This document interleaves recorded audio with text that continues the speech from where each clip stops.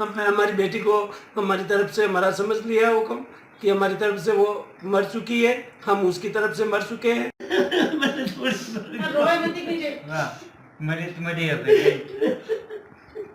एक माता पिता अपनी बेटी को अपने नाजों से पाल कर बड़ा करते हैं और शादी के लिए ऊंचे सपने देखते हैं कि धूमधाम से शादी करेंगे, लेकिन बेटी माँ बाप को धोखा देकर ही भाग जाए तो फिर माँ बाप का सपना चूर हो जाता है और उन्हें इस तरह के कदम उठाने पड़ते हैं कि जो चर्चा बन जाते हैं। उदयपुर में एक और पिता ने अपनी ही जिंदा बेटी का पिंडदान कर दिया। पिता ने शोक पत्रिका छपवाई और मुंडन करवा जीते जी ही पिंडदान कर दिया। उदयपुर के रहने वाले भीम शंकर चौबीसा ने अपनी ही जिंदा बेटी की शोक पत्रिका छपवाकर मौत के बाद की सारी रस्में अदा कर दी।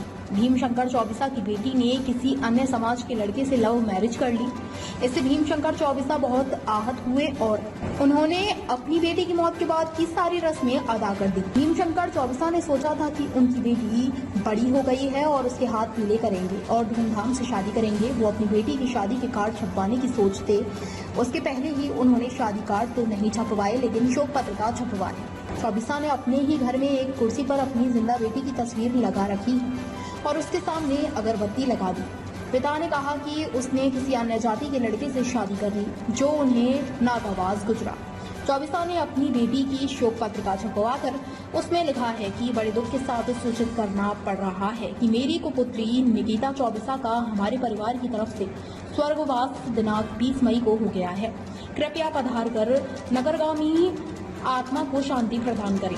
पिता ने कहा कि अब उसकी बेटी से कोई लेना देना नहीं है, वो उनके लिए मर चुकी है और वो उसके लिए मर चुकी है। क्या है बताइए। मेरे साहब, मेरी बेटी थी जो गैर समाज गैर जाति वाले के साथ मेरे को छोड़ के, हमको माँ बाप को छोड़ करके वो चली गई। और जाने के बाद में भी हमने खूब रिक्वेस्ट की, खूब मन्नतें की, लेकिन वो किसी चीज़ में नहीं मानी हमारी बात और हमारे खिलाफ रिपोर्ट दर्ज कराई। हमारे माँ बाप से खतरा है, हमारे माँ बाप से खतरा है और हम कहाँ खतरा बने उसके लिए। तो हम ये बताना चाहते हैं कि बेटा हम कोई खतरा नहीं है, हमने ऐसा कोई पाप नहीं किया और हम तुम्हारे हाथ आके हाथ जोड़ के तुम सामने नहीं है तो हम हाथ जोड़ के तुमसे माफी मांगते हैं, हमारी कोई गलती हो गई हो और हम तुम्हारे लिए कोई खतरा नहीं है।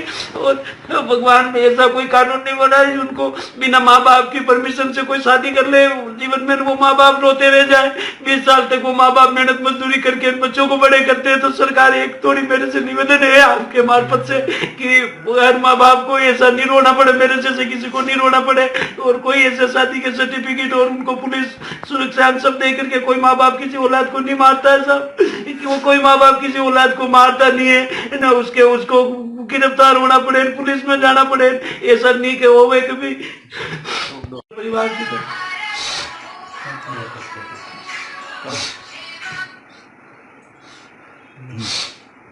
हमने हमारी बेटी को हमारी तरफ से हमारा समझ लिया है हुक्म कि हमारी तरफ से वो मर चुकी है, हम उसकी तरफ से मर चुके हैं। अब हमारा उसका कोई लेना देना नहीं है। हम कहीं भी वो मिलो चाहे नहीं मिलो, हम कभी उसके सामने नहीं देखेंगे और वो भी हमारे सामने नहीं देखे।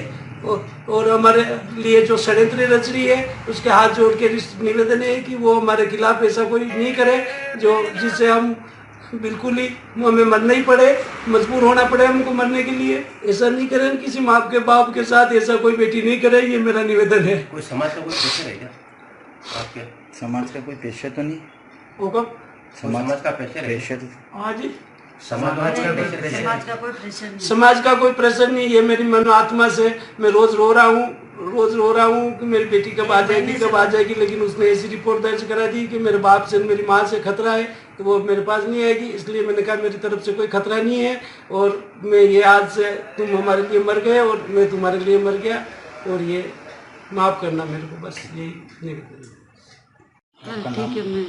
ठीक है।